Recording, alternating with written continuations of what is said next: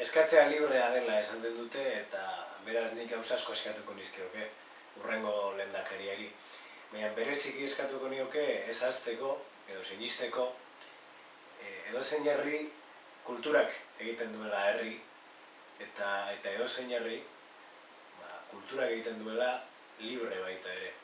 Eta horregatik eskatuko nioke euskal kultura herri eta libre egiten gaituen hori defendatzeko eta babesteko. Gainera, nire ustez, historian ez da sekula egon, orain dagoen bezain beste euskal artista eta euskal artista on.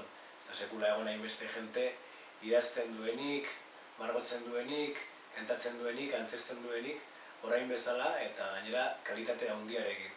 Beraz ez dago eskubiderik edo ez da justoa, euskal kultura geure herrian askotan pasatzen den bezala bazter kultura izatea eta askotan artistak kanpoan errekonozituagoak izan daitezen geure herrian bertan baino. Eta,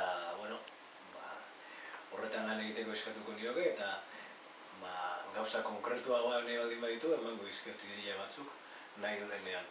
Egin dezakegu Biblioteka Nazional bat, nahi badu Larrabetxun, egin dezakegu teatro eskola bat, nahi baldin badu Garazin, eta egin dezakegu ere zinema festival bat, nahi baldin badu Biarritzen.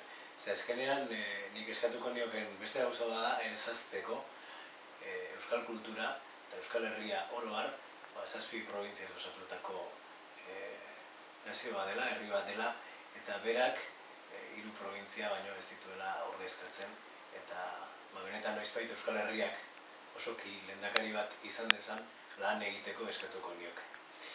Eta besterik ez azkenean, badakidalako lehendakariari gauza bat eskatzea dela nolabait Olentzerori gauzak eskatzea bezala, ez da gutun bat idatzi eta erantzunik espero ez den gauza bat.